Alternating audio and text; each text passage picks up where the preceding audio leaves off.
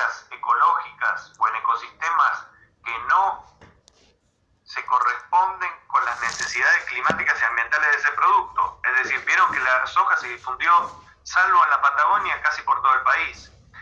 En zonas donde antes se cultivaba algodón, se cultivaba tabaco, arroz y otros productos que fueron mermando en su producción y cuyos ecosistemas son más propicios para esos productos que para la soja. Sin embargo, mediante además el uso de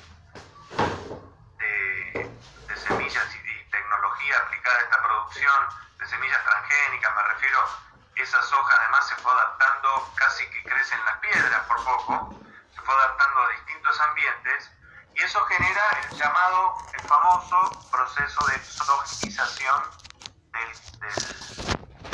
del agro en muchas regiones, no solo en la Argentina, ¿no? En Paraguay, en grandes regiones de Brasil y en muchas otras. ¿Qué quiero decir con esto? Eso genera unas consecuencias sobre el ambiente y sobre los recursos muy problemáticas, ni hablar de los famosos pueblos fumigados, ¿no? Muchos pueblos y ciudades que están cerca de zonas de cultivo de soja, que como es transgénica, resiste a todos los plaguicidas, resiste a los herbicidas, a los agroquímicos que se utilizan, y entonces fumigan con plaguicidas, pero también con herbicidas, que son muy tóxicos y muy poderosos, y que matan a las plantas eventualmente competidoras de la soja, y la soja resiste esos herbicidas, esos agroquímicos, y esos agroquímicos son tóxicos para la salud de la gente que vive cerca de esos campos. Esto da para muchísimo más, se puede dar toda una clase con estos temas, pero digo, ahí hay consecuencias de esa presión competitiva que redundan en un deterioro ambiental. Pero lo que quiero decir, para terminar de aclarar el planteo que hacía la compañera, es capitalismo, pero no necesariamente el capitalismo implica en sí mismo un deterioro ambiental. Ahora, cuando la presión esa competitiva se lleva a ciertos extremos, implica efectivamente, y en muchos casos, un deterioro ambiental. ¿Está bien? Alguien me pregunta por los viveros. No entendí bien esa pregunta. ¿A qué alude? Un ejemplo de una florería y los viveros. Que los viveros producen, claro, eso es sustentable, si entendí bien. Claro, las florerías que tienen sus viveros, donde florerías y otros negocios de este tipo que renuevan su producción contemplando la sustentabilidad, no generan necesariamente un deterioro ambiental. Pero la cuestión ambiental está cada vez más relacionada con el proceso productivo, mucho más que en la época del origen del capitalismo de la que estamos hablando.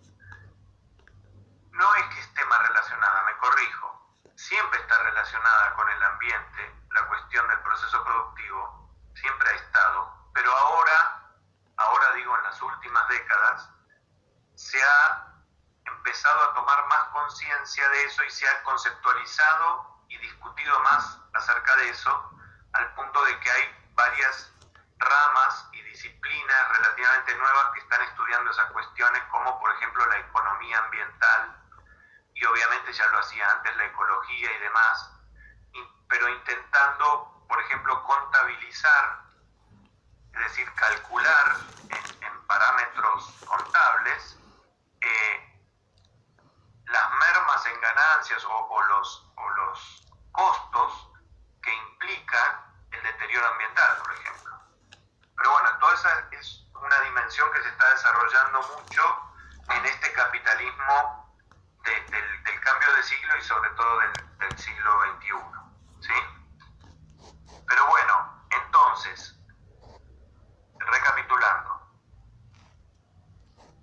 hay mercado, hay mercancía, se produce para el mercado, se produce mediante el trabajo asalariado, ese trabajo genera ganancia, esa ganancia se obtiene de la consecuentemente del plus trabajo. Esa es una característica específica del capitalismo. Ahora, ¿cómo se definen esas dos grandes clases antagónicas y fundamentales del capitalismo? A partir de su relación con los medios de producción. Sí. Perdón, pero hay una parte en el texto que habla de qué es el capitalismo, también que habla del mercado y de los precios. Sí. Eso también es como que es importante porque habla muy poquito de eso. Sí, es importante. Ahora lo vamos a ver.